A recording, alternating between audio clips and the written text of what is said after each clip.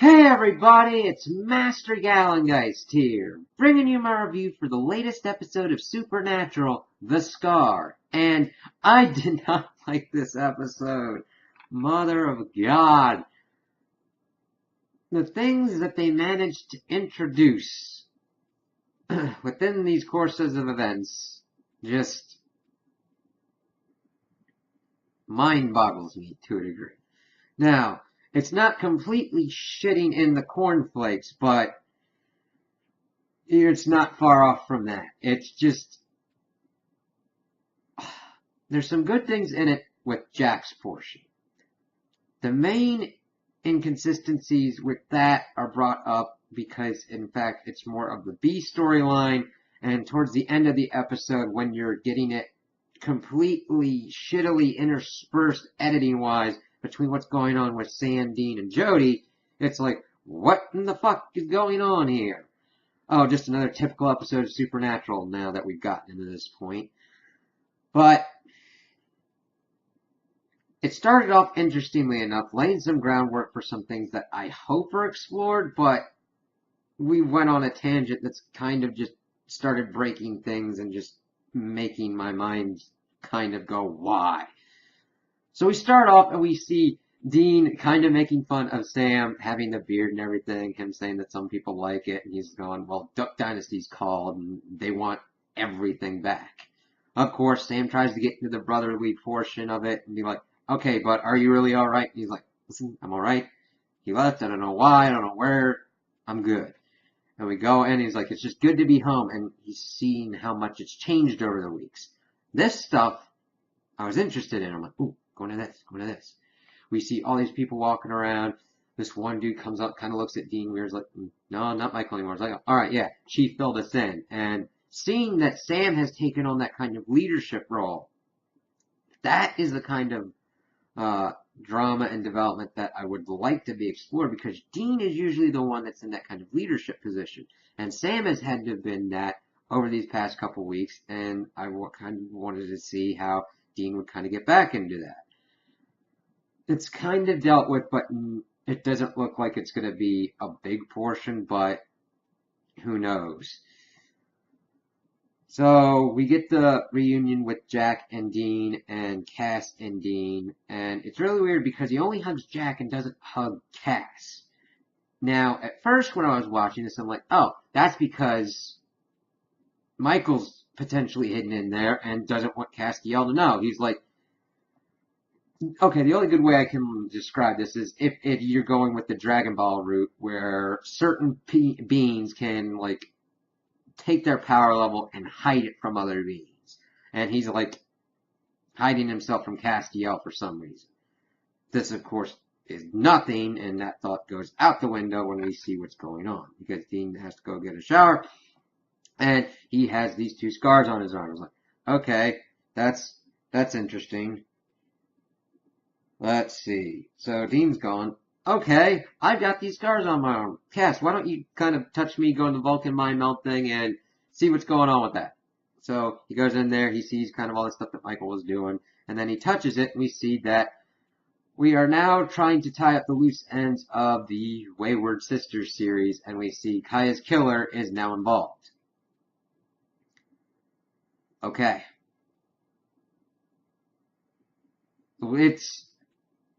I applaud them for trying to tie up a loose end.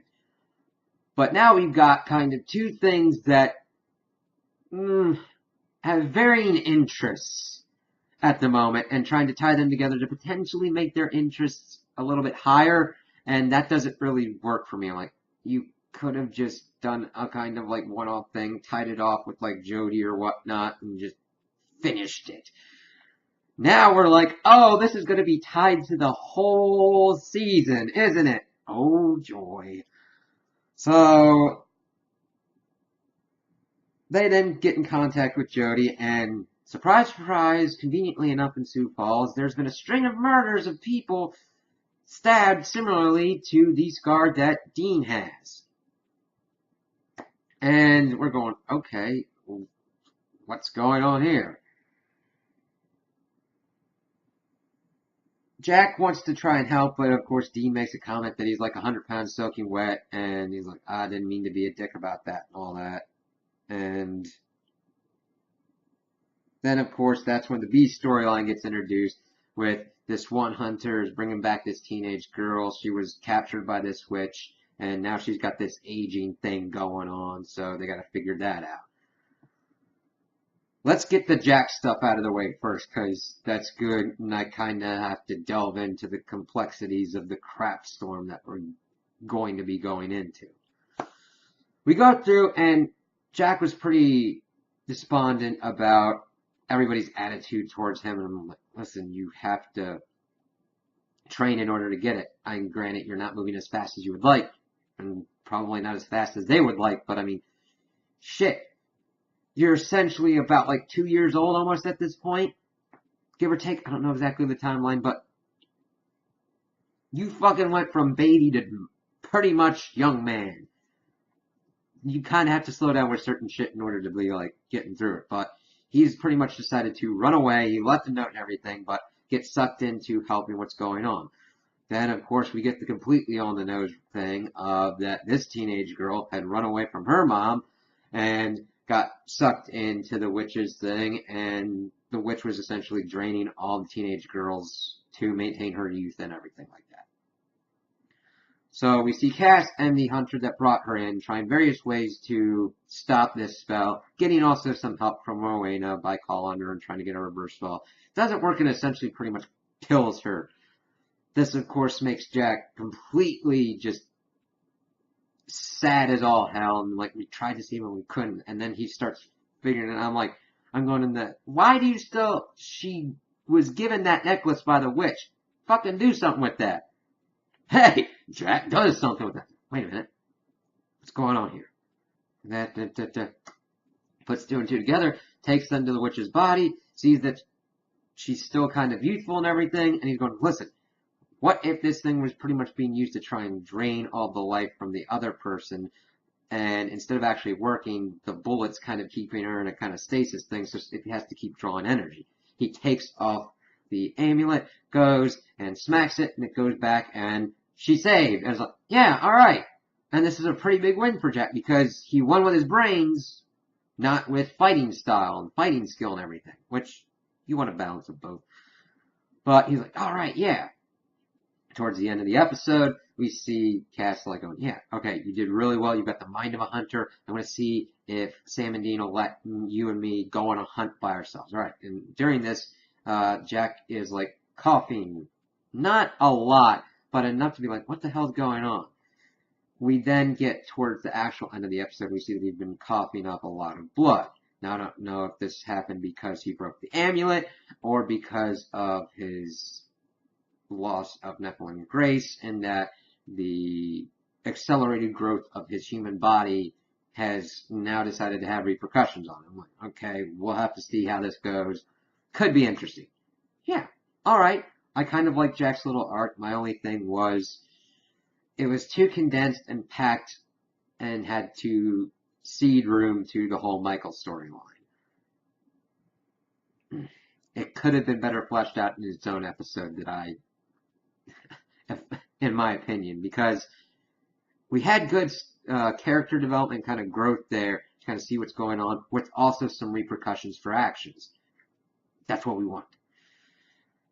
The biggest detriment to this was towards the end of it, it started fucking cut flashing between this and what was going on with the Michael storyline, and I'm not talking about just like, oh, one commercial break, boom, one commercial break, boom. I'm talking about like, we'd suddenly stop in certain scenes and suddenly flick on over to what's going on with Jack or flick on over to what's going on with Sam and Dean. And it was just irritating and annoying. And I'm going, who let the editors do this? So, let's move on to the Sam, Dean, and Jody portion. So, they pretty much get all together. Dean has gotten into hunt mode because it was his fault that Michael's out and he wants to rectify his problem. He's out hurting people and everything like that. Okay, been here before, seen that tree, seen that rock. Okay, so he's pretty much pushing them hard. Jody's kind of ignoring Claire because she wants to get more information upon what's going on. Sam is trying to, like, talks to her about, like, he doesn't believe that Dean's ready. He's dealing with what he's going through, but he doesn't think that he's ready for this case. And Jody's going, well, maybe he needs it. And Dean just pretty much acts like, how would I say this? Essentially be a kind of reminiscent of Dean when he was going after Abaddon to a degree. He's like, okay, I got to get the Mark Kane and the like Jawbone to kill Abaddon. We're back here at this kind of stuff. So he's just pretty much like, all right, we need to split up the cover more ground. And Sam's like, I think we should stick together because we don't know what we're dealing with here. Fine, whatever. And the biggest thing is there's kind of dead space in these portions where they're just walking around. I understand it's trying to show that Dean is driven and all that and pushing all the rest of them harder, but we don't get a lot. It's just them walking around the woods a little bit. And I'm like, okay, what's with this dead space? You could be doing stuff with this. And they come on a campsite. Dean kind of remembers what happened with Michael getting stabbed and then looks over and we see Kaya's killer.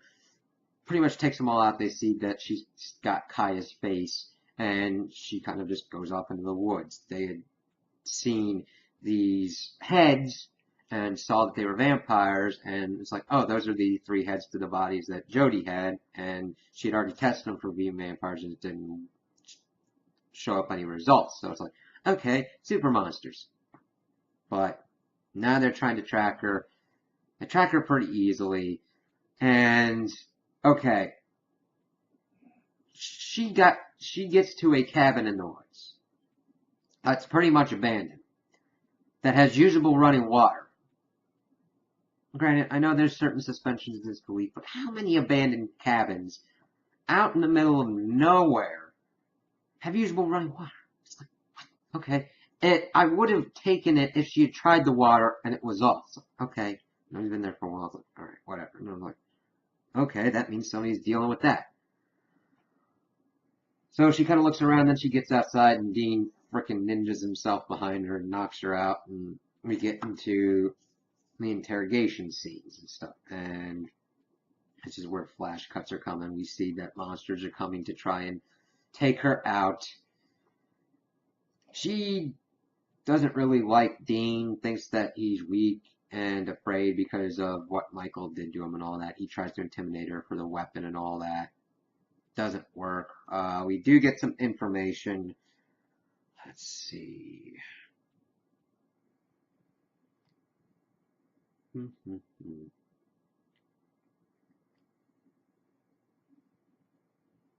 They ask her about like how she's able to open a rift and all that.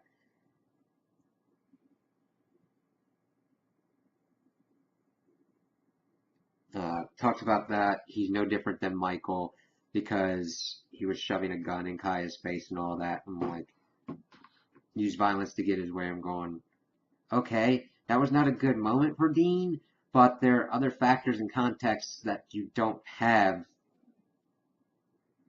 Kaya to Wild One, whatever we want to call you. And she's got like the Dreamwalker's powers that connected them together. She could see and everything what was going on with that, between her and Kaya, and that. Let's see.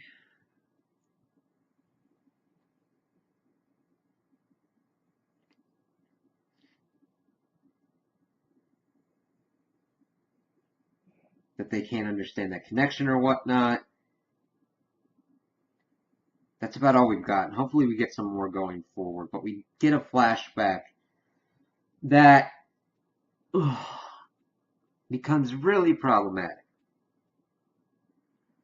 Because it's just plot dictating what goes on. Because we've seen that Michael can kill without even being really next to anybody. And probably without doing anything. He could have nuked Wild One from orbit if he wanted to. Because she goes into what was going on with. Or Dean's able to see what's going on. It's really kind of weird to figure out. But we see the whole flashback that Michael goes, hey, I know I'm wearing this dude, but trust me, it's not him. I'm just using him for a little bit. He's going, well, I want your spear, so just give it to me. You'll be on the winning side. I'm doing a war and all that. Or don't, and you'll die, and I'll still get it anyway. And that just, the inconsistent characterization of Michael at this point is just nuts. He views humans as pretty much useless. Or just piss ants in his way. He's already tried to build an uber monster army to take him out. Why would he even talk to this? Well, maybe it's because of her Dreamwalker powers and abilities to open rifts, because he said that her and the spear bleed new energy. Well, they decide to get into a fist fight, and this is an archangel, one of the most powerful archangels, inhabiting Michael's sword, which should put him up to top tier shit. And he gets bested by her and stabbed by her, and it doesn't make any sense, because up until this point, lore-wise, as we've been told, only an archangel blade can harm an archangel. And it's really weird, because that archangel blade killed Lucifer, but left Nick alive. Now granted, there could be different circumstances with Nick being involved, because Crowley rebuilt his body and potentially could have left his soul or whatnot as an added bonus. I mean, it would be kind of a Crowley thing to do, to be like, hey, I don't give a shit about this dude. How about he has to deal with Lucifer and there even more? But that's not the biggest issue at this point. The biggest issue is that we had only been told that other archangels and archangel blades are the only way to harm and kill archangels. Why does this thing have this ability? And if it had that ability, why would Michael even put himself in a situation to have that thing even tested against him? It just starts straining the believability that we've already got. And that was eventually what forced Michael out of Dean. And to heal so quickly, it starts breaking down things, and it's like, okay, what? So we switch over, and we've seen that the monsters that have been hunting her come in. They pretty much say, hey, we're only here for her, but I'm not one to turn down a buffet. And we actually get a pretty decent action sequence. It's pretty easy to read the flow. I mean, our heroes get their asses beat, but there are some cool maneuvers that are put in. Jodie's arm is broken, and we've seen that these monsters are amped up.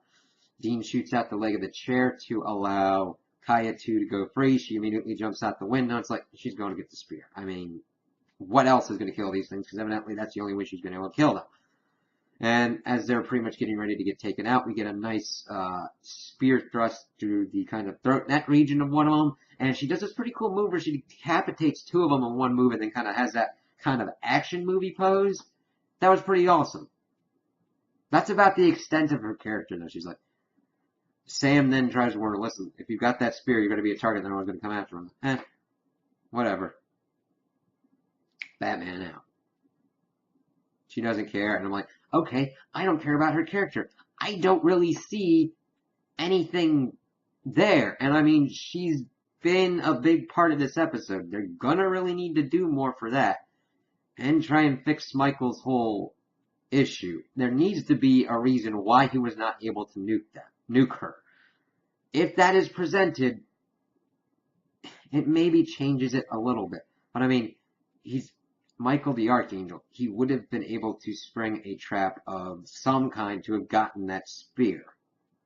Now, if he had the hubris to have pretty much let the spear in the open for Dean to fucking pluck and then immediately kill him with at some point, that's a different matter. That works in the hubris and arrogance. This doesn't really fit into that.